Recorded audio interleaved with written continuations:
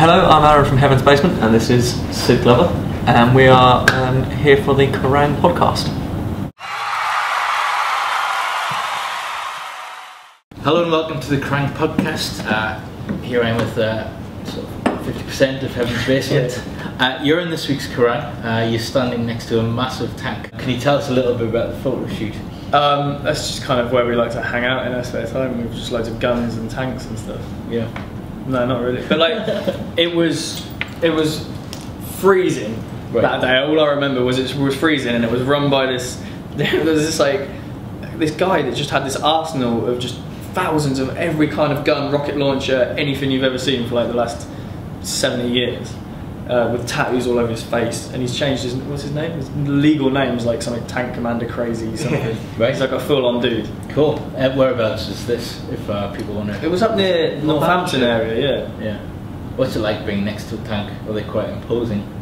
What's it look like? They are. Ones, yeah. Yeah, I mean, I've actually managed to drive one of them before, and they are not built for comfort. They are built for just metal on metal crunch. Mm-hmm. But speaking of which, your new album, Filthy Empire, is out. Can you tell us a bit about the recording of it? Because you went to Los Angeles to work on it. Well, that wasn't a conscious choice, you see, because it just happened. It just kind of happened. Yeah.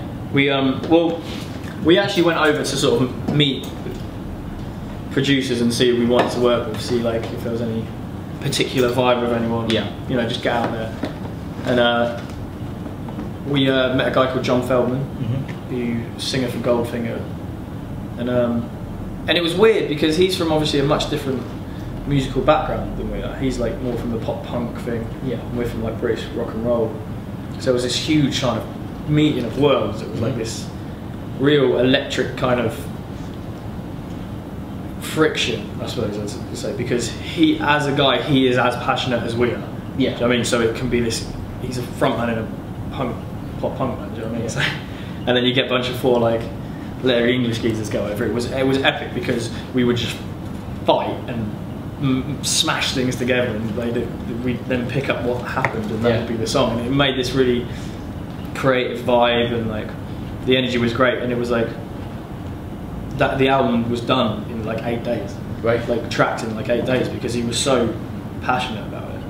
Because we set up, so we knew what we were about. We were like, he clearly wanted to do the album, and we were like, before we get into this, you need to know who we are. So we set up and we played like for like an hour, but on like a mini gig for like. And after that, he was like, we need to do this album. So the fact that he had that much passion and like hunger to do it, it was like, oh man, let's give it a shot. Even though on paper it sounds weird, let's do it. Did the album come out differently than you expected because of this kind of different? No, it came out right, but there's one thing to have a vision, and there's another thing to be able to realise it. Do you know what I mean? And sometimes you've got to go down some paths you don't expect to get there. What are your highlights from the album? I think Fire, I was really happy that came out as a first single because it is a great stamp of what Heaven's Basement is, all in one track. You know, you get a good representation of what you're going to get throughout a show in that one song. It's got the peaks, it's got the troughs, and it's got that like, you know, it's just a nice beefy track. So, but that's definitely one of my favourites. Wow. The good thing is, there's a lot on it. Like the opening song, Welcome Home, is just boom, here we are. Let's get cracking. But then, for songs like Nothing Left to Lose, Lights Out in London, there's a lot more depth going on than maybe meets the eye, because I think Lights Out's great as well. Yeah, there's like Lights Out in London is essentially a blues tune. It's like just a dirty blues kind of acoustic thing, but then Aaron pairs it with like a kind of real gritty kind of vocal, and then it's just, I don't know, it's just real fun, and it's like a cool, the whole album is like worlds coming together that don't necessarily you wouldn't expect, and that's why I don't think it's just a straight up rock and roll album. I don't think it's a metal album. I don't think it's a pop album. Anything. It's just an album that I'm really happy with, because I think there's some longevity in it. Yeah. I mean, what do the next few months hold for you? Touring, hopefully. Yeah. We're going out on tour in Europe with a band called Black Veil Brides. Kerrang covered that quite a lot. Is this in Europe after the Kerrang tour?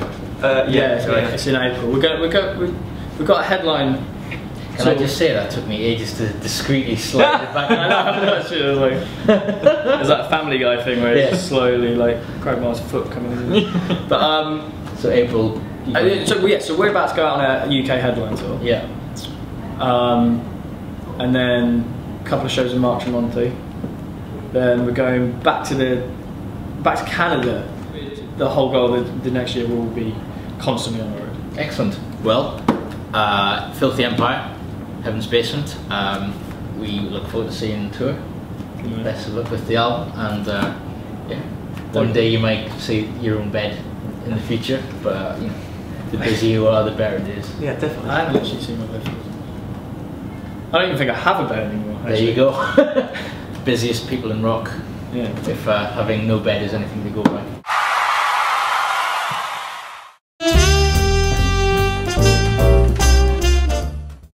You've got your own brand of hot sauce. We do. How hot is it in terms of post consumption agony? So there's been 2 batches. Right. The first idea was just To blow people. stupid. It was like, let's just see if we can kill people.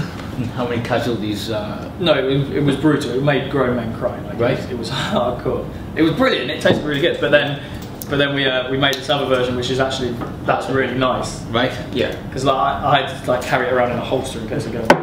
It actually catches the back of your throat. But it's good though. That one's kind of Yeah. That's not too bad. The reason is the only reason any of us got into a band in the first place was to one day have our own band of hot sauce. Yeah. You know what I mean? It's not good there. There you go.